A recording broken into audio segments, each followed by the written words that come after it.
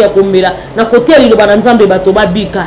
Bien-aimé dans le Seigneur, sauver milimo zakati na kobunga, évangéliser entourage na yo, changer caractère na yo, comportement na yo, koki ko benda bato na présence ya nzambe, car tu es sauvé pour être sauvé. Car tu es sauvé pour sauver les autres. L'Éternel t'a racheté pour sauver aussi les autres. Il est écrit, il a effacé les actes, les ordonnances qui nous condamnaient à la croix. Maintenant, il n'y a plus de condamnation. Mais quand ces abato bazo vivre katina mabunga olo sochola oseka. Pourquoi au fin amotazo tambona kobanga nzambe te liloba na nzambe. La kisa nzambe bazana makokia ko changer vie na yo. Pour réussir ezaka kindumba te. Faut réussir pour yibaka kate. Bien-aimé ko chola kate ko seka kate, bien-aimé dans le Seigneur. Mais sauver milimo zakati na kobunga. Nzamba tininga na yebisa yo. Ba sauver yo pour sauver milimo. Sauver milimo zakati na kobunga. Salela nzambe na bosolo. Pesa motema na yo pa na nzambe ko sela nzambe na deux faces te. Koyo ke la peine nzambe sonité. Parce que vu aux vivre à humiliation lelo. La Bible nous dit dans le livre de Agé. Nous allons lire avec vous. La Bible nous dit dans le livre de Agé, Agé chapitre 2, le verset 9, la gloire de cette dernière maison sera plus grande que celle de la première, dit l'Éternel des armées. Et c'est dans ce lieu que je donnerai la paix, dit l'Éternel des armées. Amen. Au côté où vivre vie à passe, il y a humiliation, il y a soni. Mais laisse-moi te dire que la gloire de la deuxième maison sera plus grande que celle de la première maison. Bien-aimé, quand mon ensemble na bon moyen, so que le beta lisama. Bien-aimé, pour les kaba humiliation, nous sommes vivants na bon moyen yo. Le kola mokile mona kanzambe te mona ka toujours kisi. Ba koloba eto simbi kisi. Sauver milimo bien-aimé. A tous en a passé. A tous bika bola mon nzambe te. A tous vivre contraire ya promesse nzambe na vie na yo. Sauver milimo. Bien-aimé, batindelanga ba maladie à sorte belé mais nzamba épargnanga. Pourquoi? Nzoto nanga ezaka pona ko sauver milimo. Le lengini nzamba ko luka permettre am ya boye ezala perdant. Nzamba permettre ba yiba molimo nanga ba bomanga et pourtant nzoto bombesala pona musala na nzambe. Sauver milimo, gloire ya mibale na bomo ina yo et koleka liboso. Pe nzamba lola akozanga te komimoni samakati na bomo ina yo. Bien-aimé dans le Seigneur, kobungi sa ilikiate. Ata uzakati na pasi. Bien-aimé dans le Seigneur, sala mosala na nzambe comme il faut. Ko sala la nzambe pona mbongo te. Ko tia mbongo liboso te metsa nzambe liboso ba problème na yo. Ko tia mbongo liboso te metsa nzambe liboso ba problème na yo. Mais bien-aimé dans le Seigneur, bana nzambe bele ba komi ko bayi ko kendo kutana ba sala nzambe. Pourquoi? Azo kenda ebi déjà kende na okende ba ko senga ngambongo soki mbongo zate lo sambo zate. Or la Bible dit vous avez reçu gratuit, donnez aussi gratuitement. Les grâces que le Seigneur nous a données, tozo yango fele et to benga ma pe pour te transmettre yango fele.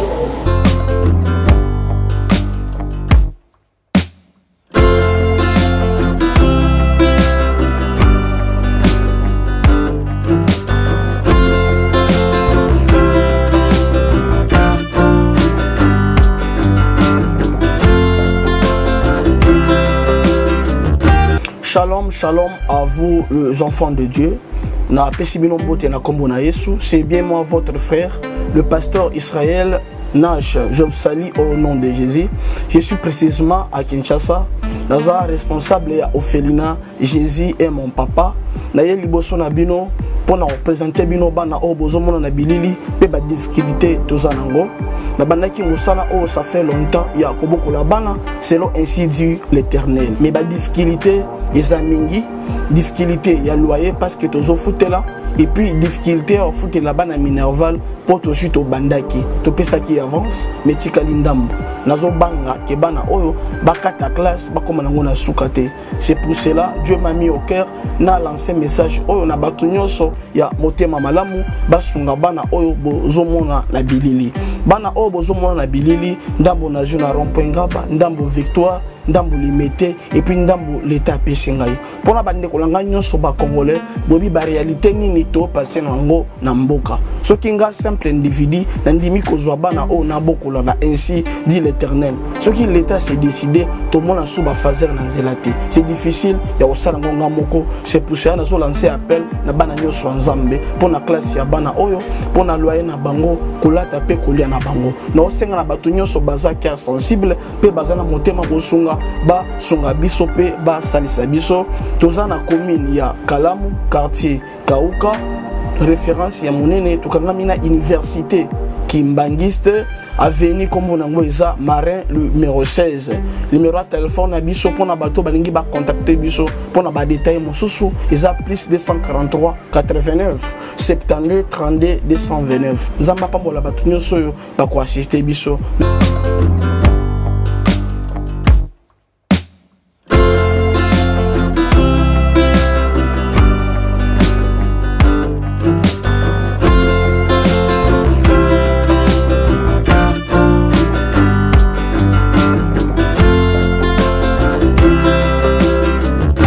Shalom, shalom, shalom, Nabandeko Banandi, instant devant le trône. Émission Izalaka toujours présentée dans votre humble servante dédiée, la sœur Chris Kambouzi. De partout vous êtes, Nzamba Lola à Pambola Bino. Nzamba Zangate Kobakisela Bino Mikolo na ba nyonso, bataka importance na maloba Nzambe, batika ka nyonso pona kobanda mokolo na maloba na Nzambe, babanda ka nyonso bango na maloba na Nzambe.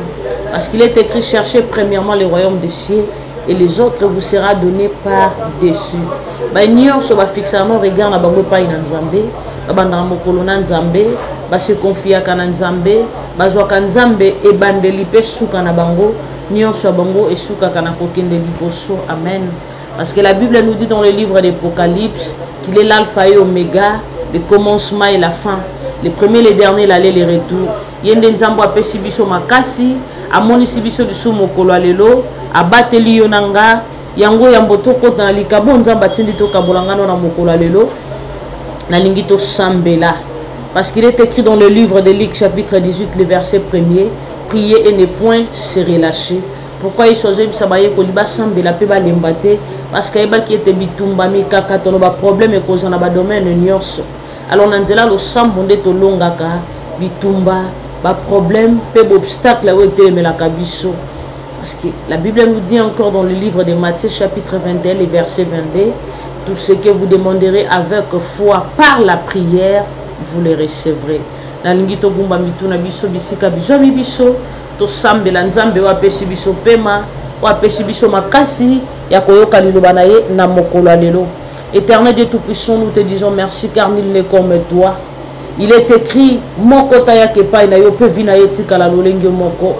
Seigneur, ma commune avait lobi na Matthieu 28 le verset 19, qu'allez partout dans le monde, faites de toutes les nations les disciples. Tozaka ka instrument na yo Nzamba Lola. O tozo sala eza mission to tinda mina na sa mokilo tika ite wa ko kali lobo pa ko tsango na misala azanga te ko bika bola muko ute pai na yo liloba o ko na mabele ya malamu Nzambe ba yo kango no sema ba yo kameba salela yango wa ko tsango na misala ko zanga te ko pambola ye lokumo ko zanga te ko zonge pai na yo ndeto bondeli bona kombo na ngwana Yesu Masia. Amen. Oui, Nzamba Lola pambola yo sans plus tarder. Dans bakatango nyonso mwana Nzamba zanga ka Bible te za mundu kinaye parce que même Yesu après Jésus-Christ après liwa ya Moïse aye ko pona Josué comme successeur. Aye bisiye na Josué chapitre 8 le verset 1er que ce livre de la loi ne s'éloigne point de ta bouche, médite les jours et nuits pour agir fidèlement selon tout ce qui est écrit.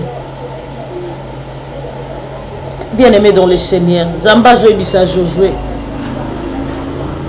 que ce livre de la loi ne s'éloigne point de ta bouche, médite-les jour et nuit pour agir fidèlement selon tout ce qui est écrit. losambo ndeza arme na biso bana nzambe losambo eza makasi na biso bibili eza monduki na biso bien aimé dans le Seigneur nalingi tozalaka na mwa bik na papier mona nzambe amesana kokoma maloba na nzambe parce que nzambe bakangaki na maloba na ye yo ozalaka na monduki te ozalaka na bilamba ya cher oza na babijou ya cher oza na babiloko ya valeur moza incapable ya kosomba bible tia nzambe en première position. Oui, bien aimé dans le Seigneur tellement nzambe atindinga na otopartage na mokolo lelo eza sauvé pour être sauvé. Obika potobikisa, amen, amen. Sauvé pour être sauvé. Donc tu es sauvé pour être sauvé. Amen, bien-aimé dans le Seigneur. Tu es sauvé pour sauver. Tu es sauvé pour sauver. Donc tu es sauvé pour sauver les autres. Nzamba pona obikisa pe misusu. Nzamba bimiso na libulu po bimisa pe ba misu na libulu. Motonini ondaza sauvé. Motonini ondaza sauvé pa koki ko sauver baninga bino metoko tanga yonanga parce qu'il faut totanga maloba na nzambe. La Bible nous dit dans le livre de Jean toko tanga maloba na nzambe longo yonanga bien aimé dans le Seigneur. Il est écrit dans le livre de Jean chapitre 3 le verset 16. Jean chapitre 3 le verset 16. Qu'est-ce que la Bible nous dit? Car Dieu a tant aimé le monde qu'il a donné son Fils unique, afin que quiconque croit en lui ne périsse point, mais qu'il ait la vie éternelle. Dans verset 17, Dieu en effet n'a pas envoyé son Fils dans le monde pour qu'il juge le monde, mais pour que le monde soit sauvé par lui. Amen, amen, amen. Bien-aimé dans le Seigneur, Bible zoloba yes nzambe atindi mwana nena samokili pota kokufela yo nanga wa kondima ye azwa bomo ya seko alobi en effet atinda ki mwana nena mokili pota juger yo nanga te mais pote wa kondimela ye azwa bomo ya seko. Amen, bien-aimé dans le Seigneur. Sauvé pour être sauvé. Amen, bien-aimé dans le Seigneur. Bien-aimé dans le Seigneur. Ndenge na lobakata ngonyoso mission nanga mission na biso ba umbwa nzambe to na samokili pona ko partager sango malamu to kote ya bana na nzambe bandima Yesu lokola mokonzi pe mobikisi to te mokola suka to mona ye parce que dans verset 17 Jean chapitre 3 le verset 17 il dit en effet Dieu n'a pas envoyé son Fils pour que le monde soit jugé par lui. Non, nzamba tinda ki mwana na epote aya ko sauver mokili ba ineso ba kondimela ye ba bika na nzela na ye. Amen, bien-aimé dans le Seigneur. Et nous allons lire avec vous. Il est écrit dans le livre de Matthieu chapitre 16 le verset 18. Et moi je dis que tu es pierre et que sur cette pierre je bâtirai mon église et que les portes du Seigneur de mort ne prévaudront point contre elle. Je te donnerai la clé du royaume des cieux. Et ce que tu lieras sur la terre sera lié dans les cieux. Et ce que tu lieras sur la terre, ce que tu délieras sur la terre sera délié dans les cieux. Amen, bien-aimé dans le Seigneur. Bien-aimé, yo za libanga o nzamba pona atonga église katina yo. Enfin que milimo bele bika na nzela na yo. Nzamba pesho kitoko wana po salela ngo kindumba te. Apesho kindumba na apesho bote wana enfin que kitoko wana o ganela ngo ba am. Libanga o Yesu azolobela eza yo bien-aimé dans le Seigneur. Nzamba bâtir bon nzambe na ye katina yo. A bâtir ba potentiel parce que azoloba oza libanga et katina libanga wana je bâtirai mon église. Oko kangana se kangami likolo, oko kang fungola na se fungami likolo. Bote wana nzamba pesa yo eza pona kindumba te mais po ganela ngo ba am. Alors tango bato bazo poussa na pembe na yo zo opportunité ko mema bango na présence ya nzambe. Eza moyen oyo ko sala ke okangisa bato ba ya liboso na nzambe. Bote na eza pona évangélisation eza pona bondumba te parce que nzamba bâtir église katina yo. Église où ezali do ya guérison, église où ezali do ya miracle, église où ezali do ya prophétie, église où ezali do ya parole de connaissance, ba potentiel ebeleza katina yo, onzamba tie katina yo, enfin que le ko gagner ba âme na nzela na ye. Amen, bien-aimé dans le Seigneur. Ce que je continue à vivre qui n'a mokola lelo parce que nzamba lingi. Pourquoi nzamba lingi? Azana makamba zoka na kosale la yo. Azana makamba bongisa kosana na tina libota na yo. Ozana mission il faut accomplir na samokili. Bien aimé dans le Seigneur. Et ça na moment moko monde de ténèbres ka ko attaquer nga. Satan a telema simbanga batindela nga épidémie ya maladie moko ya bondoki. Maladie batindela kanga ko la melaka cigarette te, na melaka diamba te. Batindelanga maladie à bondoki. C'était en 2011. En 2015. Nazalaka atteinte na tuberculose. Mais pourquoi baki kotindelanga mo pepe ya tuber pour tena kufa? On a naza libanga, nzamba sauvanga pour na sauver milimo ya bato. Amen, bien aimé dans le Seigneur. Peu importe maladie ou ta qui na gauche, na droite, na nord, na sud. Nzamba permetta qui basimba nzoto nanga memolimo nanga te. Pourquoi nga naza sauver pour na sauver milimo. Oza libanga o nzamba bâtir église kati na opote milimo ebika. Na nzela na milimo ebele il faut bika. Na nzela na yo bato ebele il faut babongola mitema. Puis mais nzamba ko pesa mayele na classe. Pour entourage no bato balandaka yo. Okomona na université bato bazolanda sala biso batepe. Nzoka eza moyen nzamba utiliser pour gagner bango ba âme. Parce que où zakati na yo ekoki ko benda bato babongola mitema. Amen, bien aimé dans le Seigneur. Oza libanga kati na libanga no nzamba bâtir ba potentiel pour bikisa milimo. Bien aimé dans le Seigneur, ne sois pas distrait dans la vie. Sois concentré dans la présence du Seigneur. Nion sozakati na nzoto na les instruments ya nzambe. Manzaka kitoko nzamba pesa yo les instruments ya nzambe. Elonga kitoko nzamba pesa yo les instruments na ye. Sur cette pierre, je bâtirai mon église. Bien-aimé dans le Seigneur, laisse-moi te dire que Jésus-Christ t'aime. Yeswa lingi yonanga. Et mission na biso na samo kilonde na lobaka to yera pona tina la mission. Allez partout dans le monde, faites de toutes les nations les disciples. Yango mission na biso to yela na samo kili. Bien-aimé dans le Seigneur, ne sois pas ignorant, ignorante. Parce que Yeswa zoloba. Et moi je te dis que tu es une pierre et que sur cette pierre je bâtirai mon église et que la porte du séjour de mort ne prévendront point contre elle. Bien-aimé dans le Seigneur, oza libanga, oza na mission na samokilo faut gagner ba âme. Bimana balabala te abatu babongola mitema. Bien-aimé ngana bimaka na balabala zote abashegi na banga kate. Tango bini molimo santo nzambe lati yo oza na sonité okobanga batute. Pourquoi? Parce que Dieu m'a sauvé pour que je sauve aussi les gens. Nzamba sauvanga pour te sauver pe milimo eza kobunga. Il est écrit car Dieu a tant aimé le monde qu'il a donné son fils unique afin que quiconque croit en lui ne périsse point mais qu'il ait la vie éternelle. Bien aimé, bon moya seko eza pour na yonanga. Mais une seule condition, il faut te sauver milimo. Nous l'engini no koki ko sauver milimo. To sauvaka milimo na ba comportement na biso. Amen. Okoza lozo sambela. Mais ozo dégoûter bato vanda na bango posa ko sambela bien aimé. Oza mutu moko o sambela kasoko ke église ozo nganda ko bandi ko finga. Okabaka te. Obinde ba soutenaka mutu oza na pasité. Obinde ba edaka mutu te. Mais bato bazotuna yango mutu asambela katonda lokaka na lolengo vandela kana bato na ndako na yo na entourage na yo okoki pe ko sauver milimo et mutu moko avanda tuni papa kingani osambelaka wapi yo mama kingani na lingi na osambela na yo isi ko sambelaka. Pourquoi comportement na yo caractère na yo tu es sauvé pour sauver, tu dois être différent de tous les autres. Il faut se comporter ndenge moko te na bato nyonso. Bien aimé, la vie de Joseph a toujours été différente. Vie à Joseph est qui différente na bande konaye. Pourquoi? Parce qu'il y a bengama qui le quoi bande konaye te. Il y a azala qui sauvé pour sauver milimo.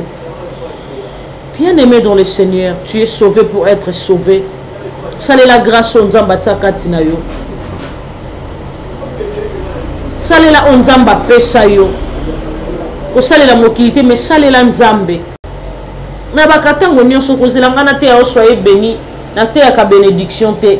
Parce que la Bible dit c'est la bénédiction de l'Éternel qui enrichit et qui ne la fait suivre d'aucun chagrin. Bénédiction nzambe ezalaka ba muumbu ya ba nyonso batambola na obanga ye. Sozo banga nzambe bénédiction nzambe ezala partage na yo. ce que ozotambola na kobanga nzambe bénédiction nzambe ezala partage na yo ce que ozosala makambo nyonso nzambe asengi na yo sala bien aimé kozanga eloko te na sa mokili parce que Dieu connaît nos besoins.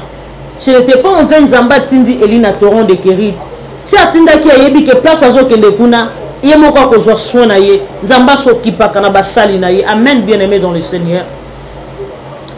nakopesa témoignage nanga moke na moment nazote apo fortifier pesa makasi ya kosalela nzambe o sauver milimo bien aimé nga na sauver milimo na nzela nanga bato bandima yesu lokola mokonzi pe mobikisi te bandima ye. Amen. na koteya na balabala na 5h koke na bopito nazoteya e na moment nazalaki na difficulté na classe nazolela epa na nzambe natangi G1 na fraude G1 na fraude G3 na fraude mais nzambe atelemaki moto asuka na bomoi na nga atelemeka na suka na moment nalingi na défendre afutelinga bafrais nyonso ya université. Pourquoi? Parce que nataki na mouillé en première position. Nataki en première position bien que rien ne marchait. Mais le qu'on a compris que na benga ma pona sauver milimo. Atana la muki na tongo na liete na te ali lo banzambe bato babika. Atana la muki na tongo na zangi ya kombela na côté ali lo banzambe bato babika. Bien aimé dans le Seigneur. Sauver milimo zakati na kobunga, évangéliser entourage na yo, changer caractère na yo, comportement na yo koki ko benda bato na présence ya nzambe. Car tu es sauvé pour être sauvé. Car tu es sauvé pour sauver les autres. L'Éternel t'a racheté pour sauver aussi les autres. Il est écrit, il a effacé les actes, les ordonnances qui nous condamnaient à la croix. Maintenant, il n'y a plus de condamnation.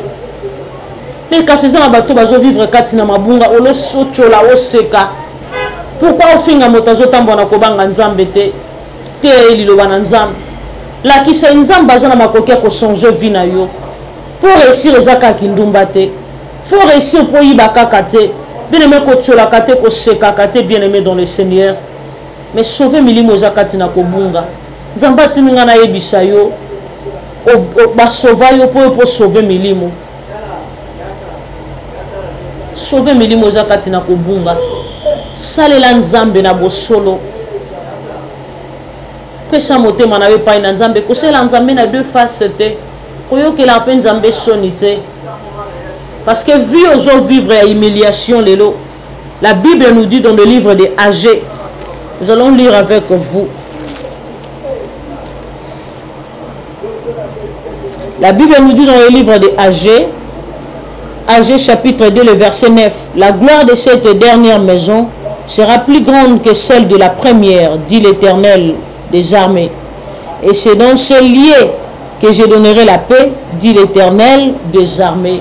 Amen. Au côté où vivre vie à passe, il y a humiliation, il y a soni. Mais laisse-moi te dire que la gloire de la deuxième maison sera plus grande que celle de la première maison. Bien-aimé, quand mon ensemble na bon moyen, ce que le bétal sama. Bien-aimé, pour les kaba humiliation, nous sommes vivants na bon moyen yo. Le kola mokile mona kanzambe te mona ka toujours kisi. Bakolo ba eto simbi kisi. Sauver milimo bien-aimé. Atos en a passé. Atos obika bola mo nzambe te. Atos vivre contraire ya promesse nzambe na vie na yo. Sauver milimo. Bien-aimé, batindelanga ba maladie à sorte belé mais nzamba épargnanga. Pourquoi? Nzoto nanga ezaka pona ko sauver milimo. Le lengini nzamba ko luka permettre âme ya boye ezala perdant. Nzamba permettre ba yiba molimo nanga ba bomanga et pourtant nzoto bombesala pona musala na nzambe. Sauver milimo, gloire ya mibale na bomo ina yo et koleka ya liboso. Pe nzamba lola akozanga te komimoni samakati na bomo ina yo. Bien-aimé dans le Seigneur, kobungisa ilikiate. Ata ozakati na pasi. Bien-aimé dans le Seigneur, sala mosala na nzambe comme il faut. Kosalela nzambe pona mbongo te. Kotia mbongo liboso te metsa nzambe liboso ba problème na yo. Kotia mbongo liboso te metsa nzambe liboso ba problème na yo.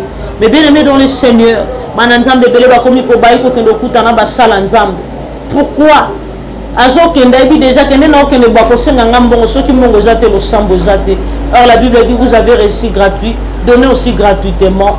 Les grâces que le Seigneur nous a données, tozo yango fele, et to benga ba pe poto transmettre yango fele et pona ba sala nzambe belé o bozo sala mosala nzambe pona mbongo papa nanga mama nanga botika parce que yesu azozonga pe kala mingi te mosala nzambe basala kango pona mbongo te yo salela nzambe nzambe akosokipe na yo nzambe akozwa yo en charge akozwa vie na yo en charge ayebi ba problème na yo ba besoin na yo ba désir na yo et parce que bana nzambe belé bakomi ko se lamenter moi to kende zate parce que toza na offrande te moi to kende zate parce que toza na mbongo te bango kuna ba considérer ka bato baza na mbongo. Bien aimé, la Bible dit on se présente pas main vide devant Dieu et ma boko vide on nzamba zolobela eza mbongo te eza bijou te eza Isaac te ndenge biso basala nzambe to komi kolobela bana nzambe nyonso ke mema o Isaac na yo. Non, bien aimé dans le Seigneur, mais vu de Bible zolobela eza motema na biso parce que nini ngano to koki kopesa nzambe soki mitema na biso te parce que la Bible dit l'or et l'argent appartient à notre Dieu. Et si ka oya bongi avant dakati na bomo na biso eza mitema to salela nzambe na bosolo to tika kota mbongo liboso to tika kota mbongo liboso parce que mokolo moko Yesu ako juger biso tango tozo te ma côté ya bana na nzambe to ba ete tozo mite ya pe biso moko Yesu ako juger biso Yesu ako tuna biso to salela ki lolenge nini nzamba kotuna biso selon misala na biso ndenge zoloba man Apocalypse chapitre 22 j'aimerais qu'on lise avec vous dans le livre de l'Apocalypse de Komina Souka. Apocalypse chapitre 22 le verset 12 que voici je viens bientôt et ma rétribution est avec moi pour rendre à chacun selon ce que son œuvre. On a eu tozo sala musala nzambe pona mbongo nzamba zozonga kala mingi te. On a eu muto koma po sambela pona bato fo batombola offrande nzamba zozonga kala mingi te. Bien aimé to sala nzambe lolenge nzamba lingeli. Soki nzamba lobi a to sala a. Soki nzamba sengi i to sala i. To tika kokosa na kombo nzambe parce que to benga mapoto sauver milimo. Nzamba sauva biso to futa eloko te. Nzamba sauva biso Yesu Masia sopa makila na yena croix du calvaire. To pesa eloko te bien aimé dans le Seigneur. Au contraire à même ma sumu na yonanga. Alors pourquoi pour te prier pour la bateau il faut t'obliger offrande. Il faut te tomboli sabakiti. Il faut obliger monter offrande. Non bien aimé dans le Seigneur. Or la Bible dit que chacun donne comme il a résolu à son cœur. Totika ko pengu sabana na nzambe. Totika ko lembi sabato baya na présence na nzambe. Parce que to benga mapoto sauver milimo. Sauver, tu es sauvé pour sauver les autres. Sauvé pour sauver les autres. Et zangayo na zote ya no mokola lelo. Nzamba sauvanga pona sauver yo mtozo yokanga. Nzamba sauvanga pona sauver mtozo landanga. Bien aimé naza en tant que senga mbongo pona prière te. Parce que vie au fele na zobika. Nzambo abiki sanga na maladie abondoki. Nzambo abiki sanga na tiber ya molili na futa yelo côté ebele bakufa na ba tuberculose balanda traitement ko lekanga bakufa mais nzamba longola malade molili kati nanga. Bien aimé ba ko seme maladie abondoki kati nanga mais nzamba biki sangai lelo na bala lelo nazokoma mama lelo nazoko bana ko salela nzambe na futa nzambe wana nini na pesa nini pour ta pesa nga souffle de vie au fele nazane le comme côté na pesa kaye ce qui a sauvé kinga je suis obligé à sauver molimo wezo bunga molimo wezo kati na perdition bien aimé nazane le ko senga yote na sengi ndimaka Yesu lokola mokonzi pe mobikisi tambola na kobanga ye parce qu'il est écrit dans le livre des psaumes que l'amitié de l'Éternel est pour ceux qui les craignent et son alliance leur donne instruction.